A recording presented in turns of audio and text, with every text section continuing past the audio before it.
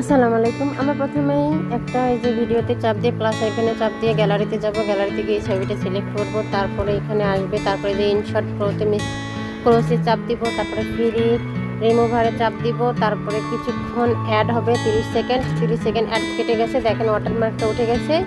এরপর আমি দেখেন চালু করে দেখাচ্ছি। এরপর চালু হচ্ছে, এখানে একটু স্লো দেখাচ্ছে এই জন্য। তারপরে আমরা অনেকে জানি না যে ইউটিউবের জন্য কতটা লাগে, 16.9। দেখেন আমি দেখেন টেনে বড় করে দিলাম, ইউটিউব সাইজ করে দিলাম। আপনারা সরিয়ে নড়াচড়া করে এভাবে দেখাতে পারবেন উপর নিচটা, আপনাদের যদি ভালো লাগে তবে। তারপরে আমি দেখেন আরও ঘুরিয়ে দেখাচ্ছি,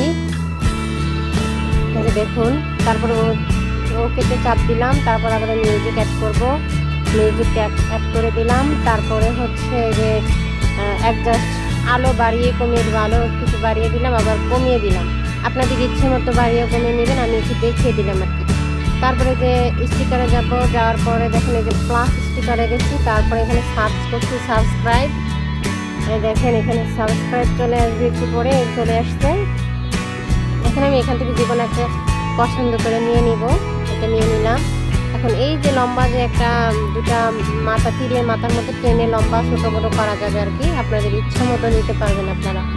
তারপরে এক কোনায় নিয়ে এসে আর একটু বড় করে দিব, এই দেখুন সেট করে দিচ্ছি। সেট করে আবার মাথা চাপ দিয়ে ধরে টান দিয়ে আমি সামনের দিকে নিয়ে আসলাম, আবার পিছনে আবার চাপ দিয়ে টেনে ধরে শেষ পর্যন্ত নিয়ে গেলাম, আবার বেশি হয়ে গেছে কমিয়ে দিলাম। এভাবে কাজ করবেন, তাহলে বুঝতে পারবেন। তারপর দেখুন এই যে আবার সাবস্ক্রাইব অপশনটা ছোট হয়ে গেছে, আমি আরেকটু বড় করে দিচ্ছি দেখার সুবিধার কারণে।